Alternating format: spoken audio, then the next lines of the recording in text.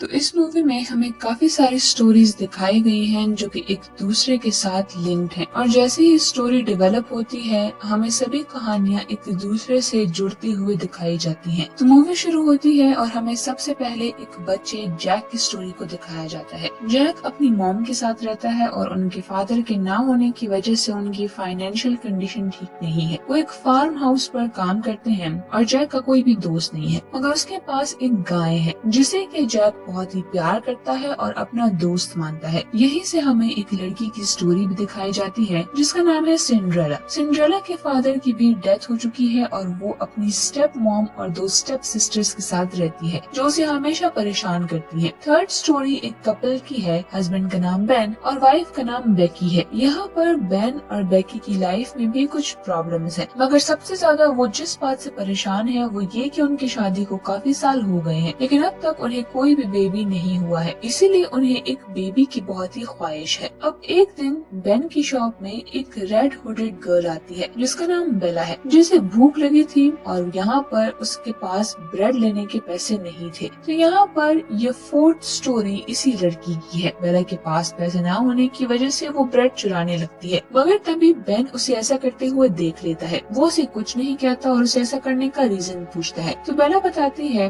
कि उसकी नानी बीमार है, उसकी पेरेंट्स भी अब इस दुनिया में नहीं है, वो कई दिनों से भूखी है तो इसीलिए उसने ब्रेड चुराने की कोशिश की। इस पर बेन और बेकी को उसके लिए बहुत ही बुरा लगता है और वो उसे फ्री में ब्रेड दे देते हैं और बेला वहाँ से चली जाती है। यहाँ पर हमें पता चलता है कि बेन के पास कुछ मैजिकल बीन्स है जो कि उसके डैड ने उसे दिए थे। उसके डैड के पास ये कहाँ से आए ये उसे मालूम नहीं है, मगर उसने ये बीन्स आज तक संभाल कर रखे हैं। अब एक दिन बेन की शॉप पर एक विच आती है और यहाँ पर ये रिवील होता है कि असल में बेन के फादर ने ये बीन्स इसी विच के गार्डन से चुराए थे, जिसकी वजह से विच की मॉम उस पर बहुत गुस्सा हुई थी कि उसके होते हुए एक इंसान वहाँ से बीन्स चोरी करके कैसे ले गया, और उन्होंने उसे बूढ़े होने का कर्ज दिया। साथ उन्होंने बेन के फादर को भी ये कर्ज दिया कि उनकी जनरेशन अब आगे नहीं बढ़ेगी और यही रीजन है कि बेन को अभी तक बेबी नहीं हुआ। यहाँ पर विच उन्हें एक और राज भी बताती है कि जब उसके साथ ये सब कुछ हुआ तब वो बेन के फादर पर बहुत गुस्सा थी और उनसे बदला लेने के लिए उसने उनके घर जाकर वहाँ से उसकी बेटी को चुरा लिया जो कि असल में बेन की बहन थी। विच बेन की बहन को चुरा कर वहाँ से ले जाती है जो कि आज तक उसके पास कैद है। ये सुनकर बेन बहुत ही दुखी होता है कि उसकी एक बहन भी है जिसके बारे में उसे आज तक पता नहीं चला। विच उसे बताती है कि अगर वो चाहे तो उन दोनों का ये कर्ज खत्म हो सकता है, लेकिन इसके लिए उन्हें कुछ सामान लाना होगा। विच उन दोनों को सामान की लिस्ट देती है जो कि बेन और बेकी को ढूंढनी थी। उन्हें सबसे पहले एक गाय ढूंढनी थी जिसका कलर दूध से भी ज्यादा सफेद हो, फिर एक कपड़ा जिसका रंग खून से भी ज्यादा रेड हो, गोल्डन बाल और सोने का एक शू। अब ये सारी चीजें उन्हें मून लाइट यानी कि 2 दिन से पहले पूरी करनी थी। अब बेन और बेकी फौरन इन चीजों को ढूंढने निकल जाते हैं। उधर विच कासल में एक लड़की के पास जाती है जिसका नाम रपुंज़ल है। उसके बाल बहुत ही खूबसूरत और लंबे हैं और ये लड़की और कोई नहीं बल्कि बेन की बहन है जिसको बचपन में विच ने चुरा लिया था। विच ने रपुंज़ल से सारी सच्चाई छुपा रखी थी कि उसने उसे किडनैप किया है। खैर इसी दौरान हम एक लड़के को भी देखते हैं जो कि रपुंज़ल को विंडो से देखा करता है और उसे वो बहुत ही पसंद आती है। दूसरी तरफ सिंड्रेला की सिटी में भी प्रिंस के लिए लड़की ढूंढी जा रही थी और सिंड्रेला की दोनों सिस्टर्स उस फंक्शन में जाती हैं जबकि सिंड्रेला को वो घर पर ही छोड़ जाते हैं। इस पर सिंड्रेला बहुत ही उदास होती है, मगर तभी वहाँ पर फेरी गॉड मदर आती है जो कि उसकी विश को पूरा करके उसे बिल्कुल एक प्रिंसेस की तरह रेडी कर देती है और सिंड्रेला भी उस जश्न में चली जाती है। सीन जैक पर शिफ्ट होता है जहाँ पर पैसे ना होने की वजह से उसकी मॉम उसे काऊ बेचने को कहती है। जैक ऐसा करना तो नहीं चाहता था क्योंकि वो उस गाय के साथ बहुत ही अटैच था, मगर उसकी मॉम उसे जबरदस्ती ऐसा करने के लिए कहती है और जैक उदास होकर वहाँ से चला जाता है। वहीं दूसरी तरफ हम बेला को देखते हैं जो कि ब्रेड लेकर अपने घर की तरफ जा रही होती है। तभी जंगल में उसे इंसान की शक्ल में एक वुल्फ दिखता है जो उसे अपनी बातों में फंसाने की कोशिश करता है, मगर बेला वहाँ से भाग जाती है और रास्ते में वो बेन से टकराती है। बेन देखता है कि उसका होठ खून से भी ज्यादा रेड है, इसीलिए वो उसे छीनने की कोशिश करता है, मगर बेला उसे भी चकमा देकर भाग जाती है। इतने में बेकी भी वहाँ पर आती है और वो दोनों काफी उदास होते हैं, मगर तभी उन्हें जैक दिखाई देता है जो कि उस काऊ को अपने साथ लाया था। ये वैसी ही काऊ थी जैसे कि विच ने उन्हें लाने को कहा था। बेन जैक से वो काऊ खरीद देता है और उसके बदले उसे मैजिकल बीन्स देता है। जैक अपनी काव बेच तो देता है मगर साथ में ये भी कहता है कि जब भी उसके पास पैसे आएंगे तो वो इस काव को वापस खरीदने आएगा। बेला अपने घर पहुंचती है तो हम देखते हैं कि वुल्फ ने उसकी नानी को निगल लिया है और अब वो उनके कपड़े पहनकर बेला का वेट कर रहा था। बेला उसे पहचान लेती है और चिल्लाने लगती है मगर वुल्फ उसे भी जिंदा निगल कर वहाँ पर सो जाता है और उसकी चीख पास मौजूद बेन ने सुन ली थी। इसीलिए वो अंदर आता है और देखता है कि वुल्फ के पेट से किसी की आवाज आ रही है। इसीलिए वो वुल्फ को मार कर बेला और उसकी नानी को बचा लेता है। अब बेला उसका थैंक यू करती है और उसे अपनी केप दे देती है। उधर जैक जब अपने घर जाता है तो उसकी मॉम उस पर गुस्सा होती है क्योंकि वो गाय बेच कर मैजिकल बीन्स लाया था न कि पैसे। मगर वो बीन्स जैक से गलती से गिर जाता है और उससे एक बहुत बड़ा ट्री बनता है जो कि आसमान से होकर एक दूसरी दुनिया यानी कि जायंट्स की दुनिया में जा रहा था। जैक उस पेड़ पर चढ़कर जायंट्स की दुनिया में चला जाता है और वहाँ से सोने के सिक्के चुराता है और अब उसकी मॉम खुश होती है कि उनके पास अब सोना था। सिंड्रेला और प्रिंस दोनों ही काफी एंजॉय कर रहे थे मगर जैसे ही 12 बजते हैं सिंड्रेला को फेरी गॉड मदर की बात याद आती है कि उसे 12 बजे से पहले वहाँ से निकलना है। इसीलिए वो तेजी से वहाँ से भागती है। वहीं दूसरी तरफ जैक अब पैसे लेकर बेन के पास आता है ताकि वो उससे काव खरीद ले मगर बेन अब उससे गाय वापस देने से मना करता है। वो उसे और ज्यादा पैसे मांगता है ताकि वो गाय वापस देने का ख्याल छोड़ दे मगर जैक दोबारा से जायंट्स की दुनिया में जाता है ताकि वो और सोने के सिक्के ला सके। लेकिन इस बार एक जायंट उसे वहाँ पर देख लेता है और जैक फौरन से वहाँ से नीचे आता है मगर अब वो जायंट भी उसका पीछा करते हुए नीचे आने लगता है जिसमें कि जैक जल्दी से वो ट्री काट देता है और वो जायंट नीचे गिरकर मारा जाता है। दूसरी तरफ प्रिंस सिंड्रेला को ढूंढ रहा था। उसके साथ उसका दोस्त भी था जो कि रपुंज़ल को पसंद करता था। वो उसे रपुंज़ल के सुनहरे बालों के बारे में बताता है और ये सब वहाँ पर खड़ी बैकी भी सुन लेती है। इसीलिए बैकी उसके पास जाती है और उसे आवाज देती है। रपुंज़ल को लगता है कि ये विच है इसीलिए वो अपने बाल नीचे डाल देती है। तब बैकी उसके बालों को काट कर उसे अपने पास रख लेती है। उसी रात सिंड्रेला खुद प्रिंस के पास जाती है उसके साथ कुछ टाइम स्पेंड करने। वो वैसे ही खूबसूरत बनकर जाती है मगर फिर उसे याद आता है कि वो तो एक नौकरानी है और शायद प्रिंस उसे कभी एक्सेप्ट नहीं करेगा। इसीलिए वो वहाँ से भागने लगती है जिससे कि उसका एक शू निकल जाता है और प्रिंस उसे उठा लेता है। जब सिंड्रेला जंगल से भाग रही होती है तो तब बैकी उसका शू देख लेती है और वो उसे रोक कर उसका शू मांगती है। सिंड्रेला भी सोचती है कि वो इस एक शू का क्या करेगी इसीलिए वो ये शू बैकी को दे देती है। यहाँ पर प्रिंस का फ्रेंड रपुंज़ल से मिलने जाता है और रपुंज़ल बहुत ही खुश होती है क्योंकि उसका कोई भी दोस्त नहीं था और अब वो उसे दोस्ती करती है। अब विच यहाँ पर उस लड़के को देख लेती है और उसे जख्मी करती है ताकि वो वापस आ ना सके। लेकिन रपुंज़ल को अब विच पर शक हो गया था कि ये सभी उसी ने किया है तो वो खुद ही उस जगह से भागकर उस लड़के को ढूंढने जाती है। एक जगह उसे वो लड़का मिलता है और वो एक दूसरे को देखकर बहुत ही खुश हो जाते हैं। उधर बेन और बैकी को सारे इंग्रेडिएंट्स मिल गए थे। वो उसे लेकर विच के पास जाते हैं मगर वो गाय अब मर चुकी थी तो विच पहले उसे जिंदा करती है और फिर सभी इंग्रेडिएंट्स को मिक्स करती है लेकिन फिर भी कुछ नहीं होता। तब विच उनसे पूछती है कि तुम ये बाल कहाँ से लाए हो। तो बैकी रपुंज़ल के बारे में बताती है तो विच कहती है वो मेरी ही घर पर रहती है और मैंने उसके बालों को टच किया था इसलिए हम ये बाल यूज नहीं कर सकते। मगर तभी जैक वहाँ आता है और वो कहता है कि उसके बाल भी सुनहरे हैं तो विच उसके बालों को यूज करती है जिससे कि कर्ज टूट जाता है और सबसे पहले विच जवान होती है। बैकी और बेन को बेबी होता है। जैक और उसकी मॉम अमीर हो जाते हैं। सिंड्रेला भी प्रिंस से शादी कर लेती है। रपुंज़ल उस लड़के के साथ खुश थी लेकिन उनकी ये खुशी ज्यादा वक्त तक टिक नहीं पाती। बैकी और बेन को बेबी तो चाहिए था लेकिन उससे वो रिस्पॉन्सिबिलिटी भी आनी थी जिसे कि वो पूरा नहीं कर पा रहे थे। उन्हें समझ आती है कि उनके पास बेबी को बड़ा करने के पैसे ही नहीं है। उधर जैक के पास जो लास्ट मैजिकल बीन बचा था वो जमीन में गिर जाता है और वहाँ पर एक बड़ा सा ट्री उगने लगता है। उस ट्री से जायंट की वाइफ नीचे आने लगती है और वो गांव पर हमला करती है। सिंड्रेला को पता चलता है कि प्रिंस उस पर चीट कर रहा है इसीलिए वो उसे छोड़कर चली जाती है। विच अब रपुंज़ल की कदर करने लगी थी क्योंकि उसने उसे अपने बच्चों की तरह पाला था इसीलिए वो उसे लेने जाती है मगर रपुंज़ल नहीं मानती। तब गुस्से में विच उसके हस्बैंड पर जादू करने जाती है। तब उसे पता चलता है कि उसका मैजिक तो अब खत्म हो चुका है यानी कि उसे खूबसूरती तो मिल गई लेकिन उसका मैजिक अब खत्म हो गया। अब ये सभी लोग दुखी होकर जंगल की तरफ आते हैं। उधर वो जायंट सब चीजें डिस्ट्रॉय कर रहा था। यहाँ पर सब विच को इसका ब्लेम देते हैं तो विच कहती है कि ये सब मेरी वजह से नहीं हुआ, ये सब तुम लोगों की एक्सपेक्टेशंस की वजह से हुआ है। और फिर सबको रियलाइज रियलाइज होता है कि शायद वो ठीक कह रही है। यहाँ किसी को पैसे चाहिए थे तो किसी को ब्यूटी। अब इसी बीच बेकी जंगल में कुछ ढूंढने जाती है, मगर जायंट के हाथों लगकर वो मारी जाती है। जब बेन को ये पता चलता है तो वो बिल्कुल टूट जाता है। वो अपने बेबी को इस सब के लिए ब्लेम करता है और उसे सिंड्रेला को देकर वहाँ से जाने लगता है। तब उसे रास्ते में अपने फादर मिलते हैं और बेन उन पर गुस्सा होकर कहता है कि ये सब उन मैजिकल बीन्स की वजह से हुआ है जो आपने चुराए थे। अगर आप ऐसा ना करते तो आज ये सब कुछ ना होता। फिर आप बचपन में मुझे छोड़कर भी चले गए। ये सुनकर उसके फादर उससे माफी मांगते हैं और उसे समझाते हैं कि जो मैंने तुम्हारे साथ किया वो तुम अपने बच्चे के साथ मत करो। यहाँ पर बेन को अपनी गलती का एहसास होता है, इसलिए वो अपने बेटे के पास जाता है और फिर वो प्लान बनाकर जायंट को मार देते हैं। मगर इस सब के बीच जैक की मदर और बेला की नानी मारी जाती हैं। प्रिंस सिंड्रेला से माफी मांगता है, मगर सिंड्रेला जानती थी कि प्रिंस ऐसे ही रहेगा, इसीलिए वो उसे छोड़ देती है। अब यहाँ जो भी बचे थे वो सभी ऑर्फन्स थे, जैसे कि बेन, बेला, सिंड्रेला और जैक। तो ये सब साथ रहने का डिसाइड करते हैं और मिलकर बेन की बेकरी को रन करते हैं और सभी अब अपनी लाइफ में खुश थे। उधर विच अपनी लाइफ से तंग होकर अपनी मॉम के पास जाती है और उन्हें सजा देने को कहती है, जिसमें कि वो मारी जाती है। और इसी के साथ ही मूवी यहीं पर एंड हो जाती है।